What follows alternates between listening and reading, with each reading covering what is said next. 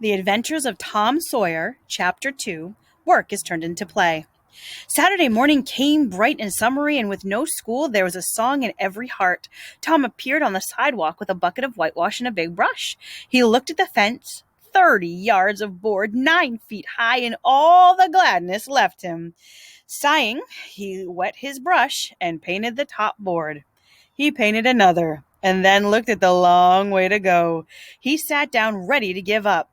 Jim came out of the gate with a tin pail and singing. He was on his way to the town pump to get water. Tom had always hated getting water, but he forgot his hate now. He remembered that there was company at the pump and the excitement.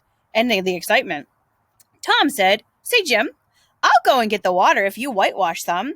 Jim shook his head and said, I can't, Tom.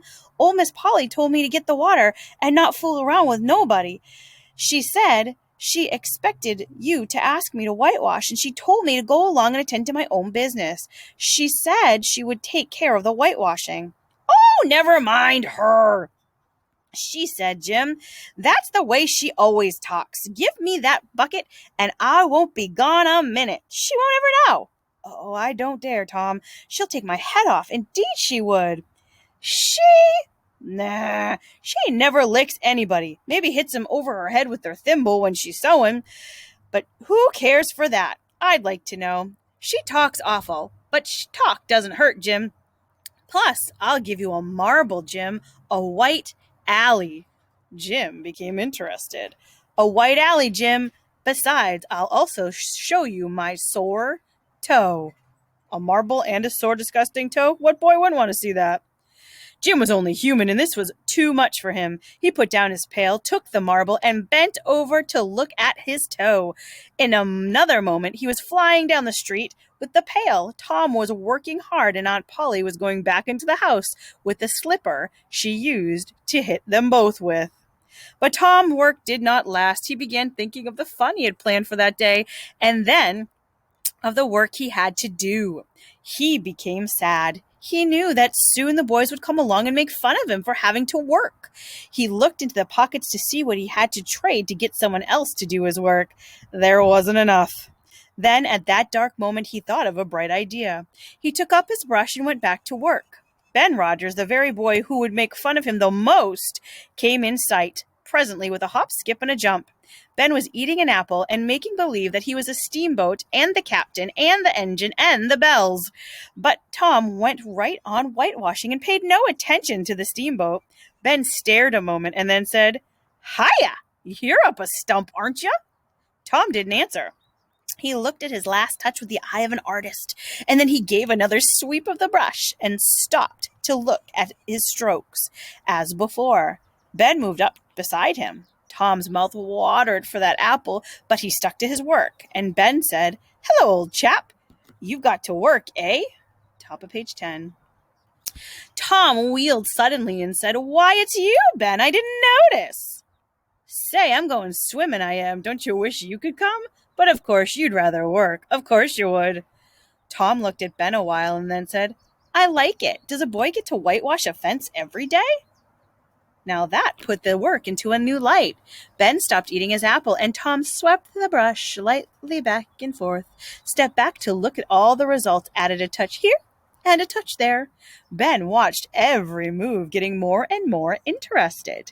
And at last he said, "Say, Tom, let me whitewash a little?" Tom considered and was about to consent, but changed his mind. No, I can't let you, Ben. You see, Aunt Polly is awful particular about this fence. And if it were the back fence, it would be all right. But this front one has to be done very carefully. I guess there isn't one boy in 1,000 or maybe 2,000 that can do it the way it's got to be done. No, is that so? Come on now. Let me just try just a little. I'd let you if you were me, Tom. Ben, I'd like to, honest engine, but Aunt Polly will. Well, Jim wanted to do it, but she wouldn't let him, and Sid wanted to do it, and she wouldn't let him do it. Now, don't you see I'm in a fix? If anything should happen to this fence. Aw, shucks. I'll be careful. Now let me try. Say, I'll give you the core of my apple.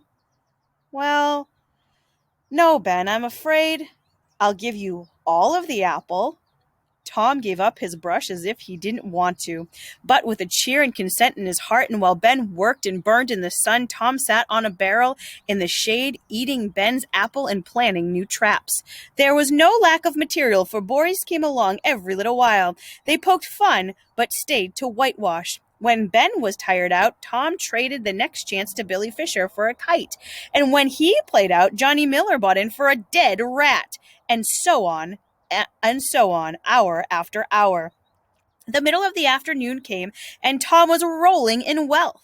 He had 12 marbles, a piece of blue glass to look through, a wooden gun, a key that wouldn't unlock anything, a mouth organ, a piece of chalk, a glass bottle closer, a tin soldier, 2 little frogs, 6 firecrackers, a kitten with only one eye, a brass doorknob, a dog collar, a handle of a knife, 4 orange peels, and a ruined old window sash. And the fence had 3 coats of whitewash on it. Tom said to himself that it was not such a bad world after all, and he found a great law of human attraction. And in order to make a man or a boy want a thing, it is only necessary to make it hard to get. The boys thought over for a while and the big change which had taken place, and then went into the house to report to Aunt Polly.